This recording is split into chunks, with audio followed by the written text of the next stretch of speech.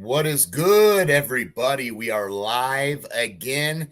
It is early betting with Mike. I'm solo today, but I got a special guest, same one that was on earlier on Last Minute Betting. As you know, Andre will be joining me shortly as I get through all of the good stuff here that you all know about. So, first thing is first, what do you got to do? You got to click those links below. Getting every sports book in your state. Next, you gotta share the links for the OddsJam Partner Program. You can generate some revenue off of sharing those links. So about 20% of all revenue generated from those links you will receive. Also, Positive EV and Bet Tracker. Bet Tracker is free. Also, don't forget, live chat is available. Like and subscribe. And don't forget about the form below in the description to get a personal one-on-one tutorial on how you can make $2,500 plus per month sports betting. So, early betting for July 2nd is here. We are ready to get into it. I'm going to add him now. Andre, how are you doing, my friend? Good to have you back. Good to be back. Thank you again for having me. Absolutely, man. So here we are once again. Let's update you on what's going on right now. Marlins up 4-1 against Washington. Right now, the Braves are up 2-0 against Cincinnati. We need them to get us a couple more runs. Started off really good in that first inning. 2 out the gate, nothing going now. So let's hope they turn that around. But some good news, the Milwaukee Brewers are up 3-0 right now. So with Burns on the mound and with the fact that, we were worried about Contreras a little bit, but 3 runs already in the second, that bet is looking good right now. So that is good news to start. Also, we've got the Rangers and the Mets. That's in the second, 0-0. Yankees Guardians delayed right now. So obviously I have a bet out in that game. I liked the over in that game, and I also liked the Garrett Cole under strikeout prop. But with it being in a delay, maybe that will help matters, at least for the strikeout prop, huh? Yeah, I mean, I'm on that bet as well. So yeah, I mean, a weather delay might, obviously Cole's going to be warming up in the bullpen up until game time, basically. So now it's going to throw off his routine. So, I agree with you. It might, who knows, maybe he'll come out a little slow once the weather delay is over. Yeah, we can only certainly hope that only good will come out of that. See Wally back in the house. He says back to back today. Appreciate you, Mike. Appreciate you for tuning in, see Wally. And as Bob said, he goes, are you going to do the show Friday alone? Your call? I'm like, what do you mean? Of course we're going to do the show. We've always got to do the show. It's Friday. We got a weekend of all kinds of stuff happening. This is early betting. We got to jump right into it, Andre. But first, what are your thoughts on Rudy Gobert being traded to the Minnesota Timberwolves? I mean, honestly, when I first initially thought about it, I was like, wow, Gobert and Cat at the 4 and 5, that's pretty crazy. But I mean, in my opinion, you're talking about 2 of the softest centers in the league. So I don't know, man. What's your thoughts? Here's the thing. Gobert was exposed in the playoffs a little bit as a liability defensively and not protecting the rim and in the paint, but out on the perimeter. He was absolutely terrible in the playoffs for Utah, and it was something that was taken advantage of and exposed. So I think that, yes, this is a good trade, and right offhand, I'd have to say it's not a bad trade. I mean, you gave up some pieces, some first-round picks, obviously, Beverly, but, Beverly, look, I know he was important to that team, but Gobert is a, defensive player of the year. What is it, 3 in a row that he won? Yeah. Look, he is a good defensive player. I know he was exposed, as I said. This has got to make the Timberwolves better. Yeah, I mean, I would certainly say it does. I mean, and obviously you've still got Russell and Edwards. So, you know, I think it's still a good trade. But I mean, another thing is too is, Cat has had some injury problems in the past. So he was mainly healthy for most of this year. Do I have that right? Yeah. But foul trouble for him too. Yeah, that's another thing. So You yeah, I mean, I don't know. I don't think I don't. I mean, they're not contenders in any way still, right? There's so much that still has got to happen, and I still think if I'm looking ahead, I still think Golden State, I still think Phoenix, and I still think Memphis are sitting pretty good. I don't think this necessarily propelled them above and beyond those teams just quite yet. Now, we've got a lot to see, but right offhand, yeah, it makes Minnesota better, but how much better?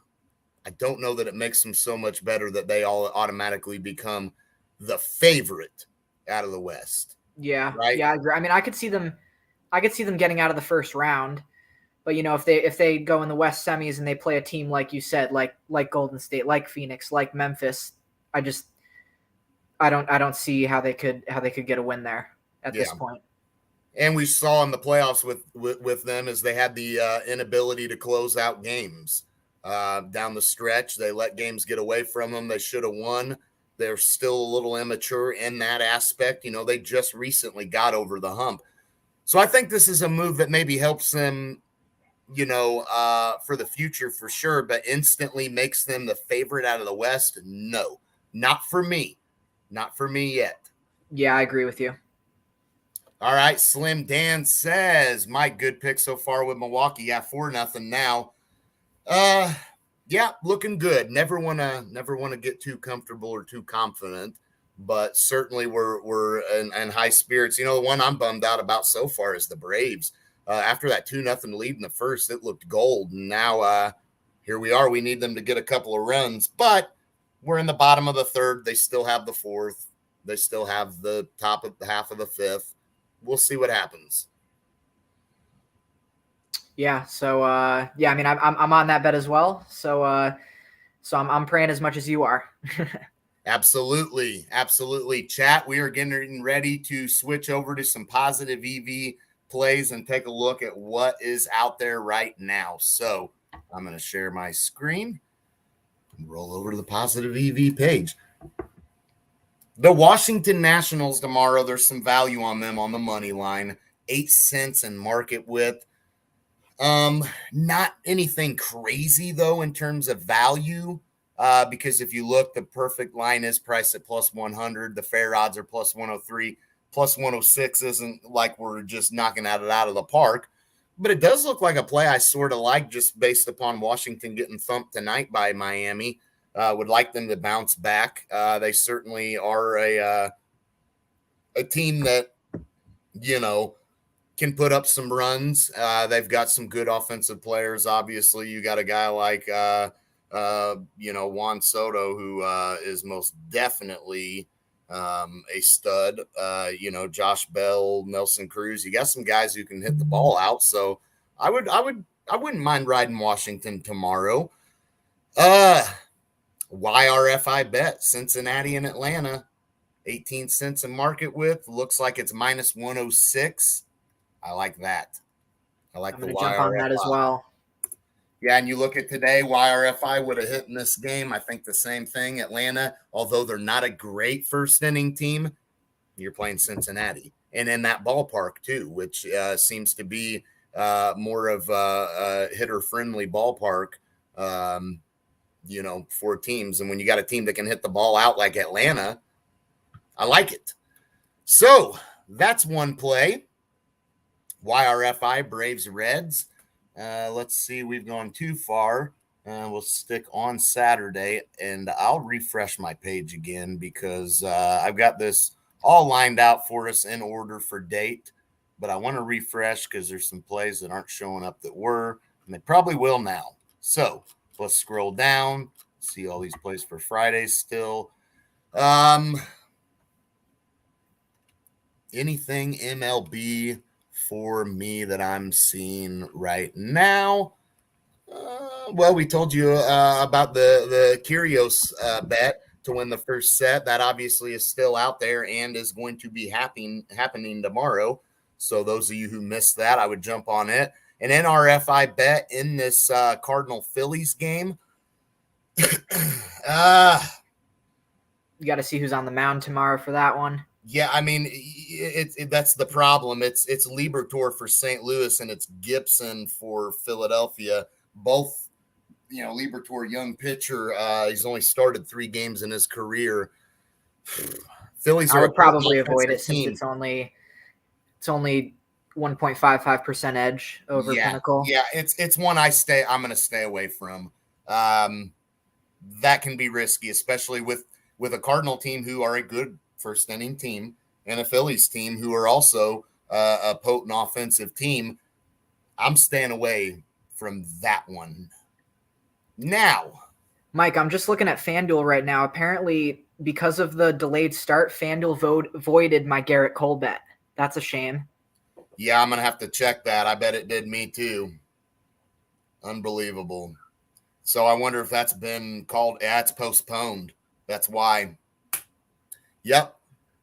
And I didn't even look at weather. So that's a shame there. I didn't even look at weather in that. So look, not a lot crazy popping up on the Positive EV page, but I do like that YRFI bet that we snagged in the Atlanta-Cincinnati game that I added to the bet tracker.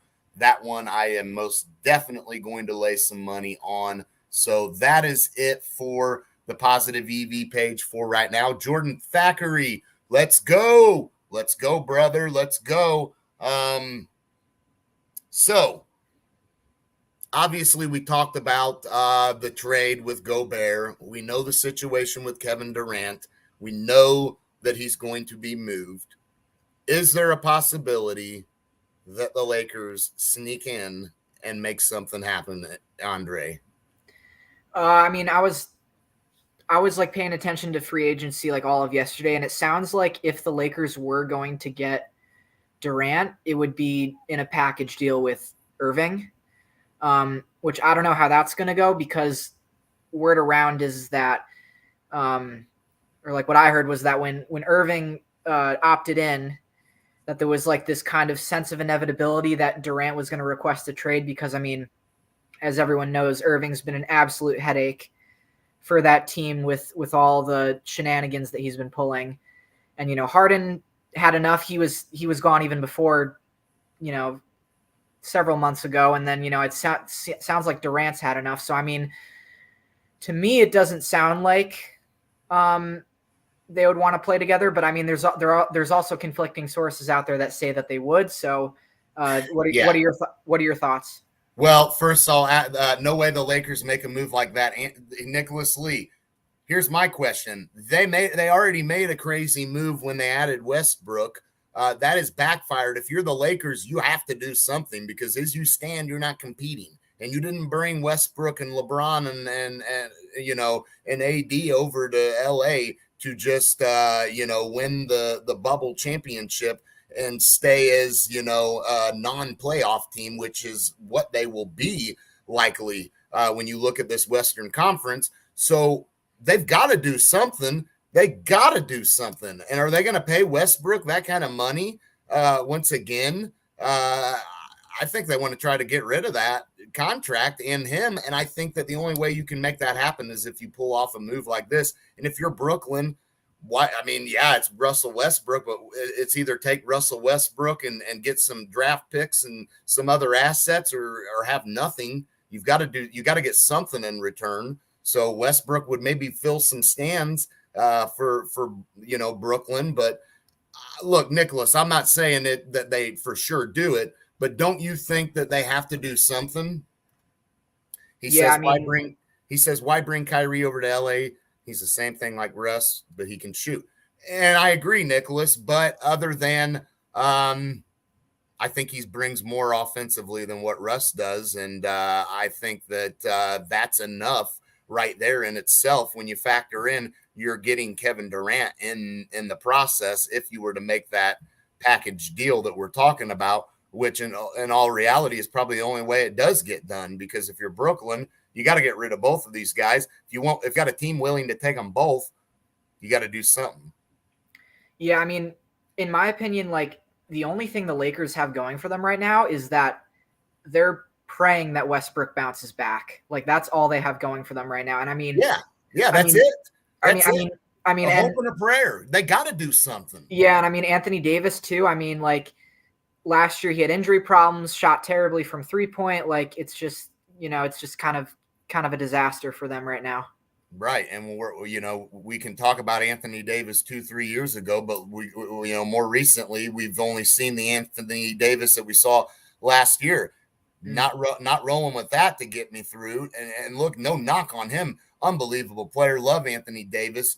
But, unfortunately, he hasn't been available. And what is the most important thing in all of sports is being available, right, for your team. Well, one would argue, well, you're bringing Kyrie. He's not been available. And I agree with that. But again, I feel like you're bringing Kyrie to get KD, because I think that's the only way that Brooklyn would entertain doing that, is if they were able to get rid of them both. So I say, you know what, if we got to bring a headache like Kyrie over, we've already somewhat got that with Russ, only Kyrie's going to give us more offensively. And that's about it, in my opinion.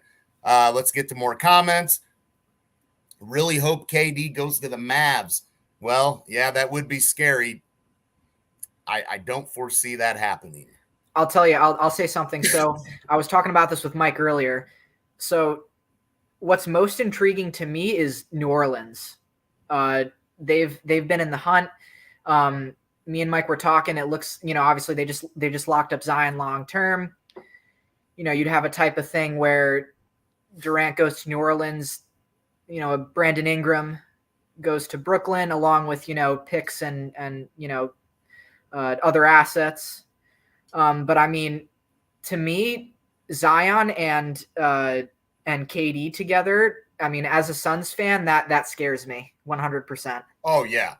New Orleans would be a brilliant landing spot for him, and would definitely, I don't want to say shift the power, but sort of, because let's face it, New Orleans was a very good story, but they were a play-in team. Now, if they add KD, they're no longer a play-in or a lower seeded team. We already expected this year they'll probably be better, I think. So then you factor in if they were to add KD, that changes the landscape of the West tremendously, and the shifting of the power all of a sudden heads to New Orleans if that happens. Jordan, agree 100%. I really do. And I it's really changed everything and as a fan of a team, it's got to stink, because you're constantly falling in love with a player and then he's gone the next year. And I agree. I wouldn't want Kyrie on or KD on my Pistons.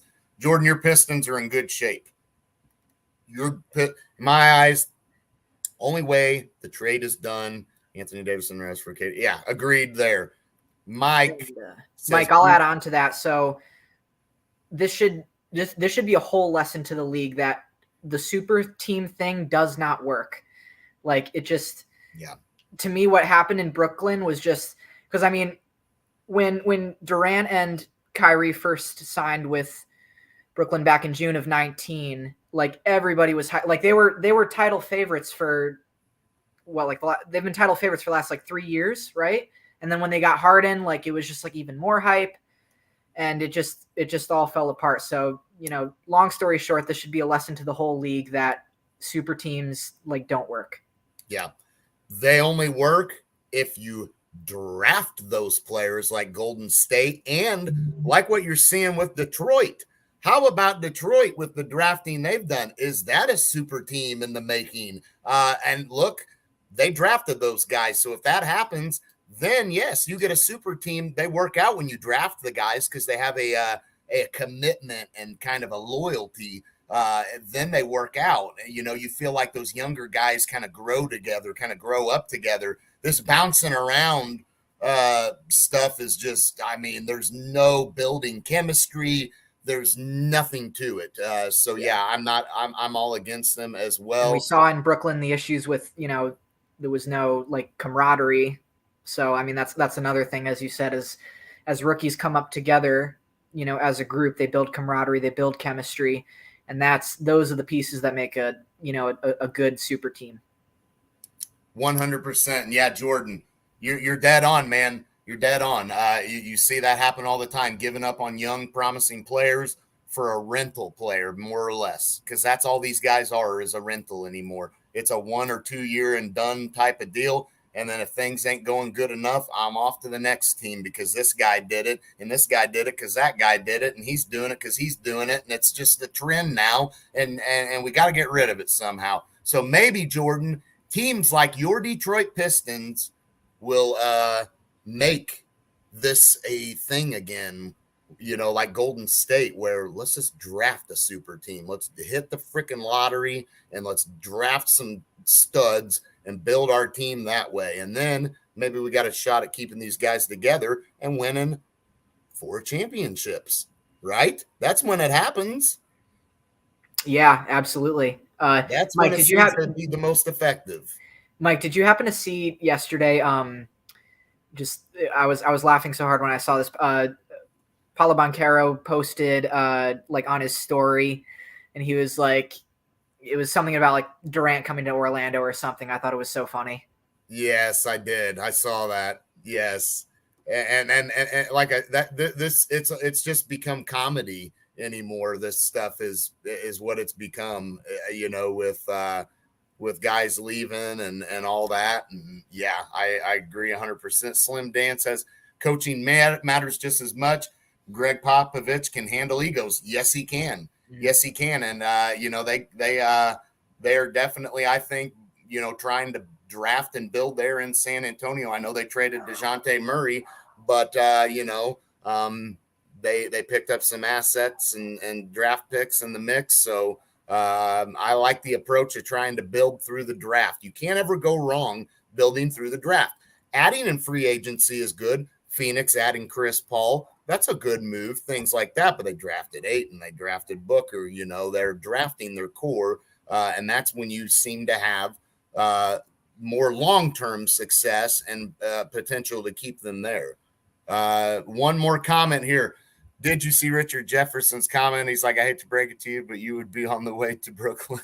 Yes, that's what it was. Yes, yeah, yes. Hilarious. Yes. Yeah. Also, did you see what's your reaction to Brogdon going to Boston? Yeah. I mean, Boston gave up Tice, Neesmith, and picks. Like to me, that's robbery. Yeah, agreed. With Boston, I'm not sure about them. I need to reevaluate them again. I'm a little disappointed in how that ended for them. I expected them to, not give up like that. I mean, I just felt like they pretty well threw in the towel and knew they were the amount defeated. Of turnovers was ridiculous. Yeah, just very disappointing. And but yeah, highway robbery, no doubt about it when you look at what was given up. Yeah. So without a doubt. All right, everybody, thank you once again for tuning in to early betting. The best bet that I have for tomorrow, I like the YRFI in the Cincinnati-Atlanta game. So let's hope that comes through. And go Brewers. Let's have that one come through. And thank you all again for tuning in. Andre, as always, appreciate you and can't wait to do this again, buddy. Yeah, I'm looking forward to it. Thank you so much for having me. I've been following your guys' content since about December of last year, and, I've been hooked. You guys put out awesome content and just keep up the great work. Awesome, man. Appreciate you. Appreciate you, chat. Slim Dan, Jordan, C. Wally, Mike, Nicholas Lee, the whole crew. See y'all. Peace.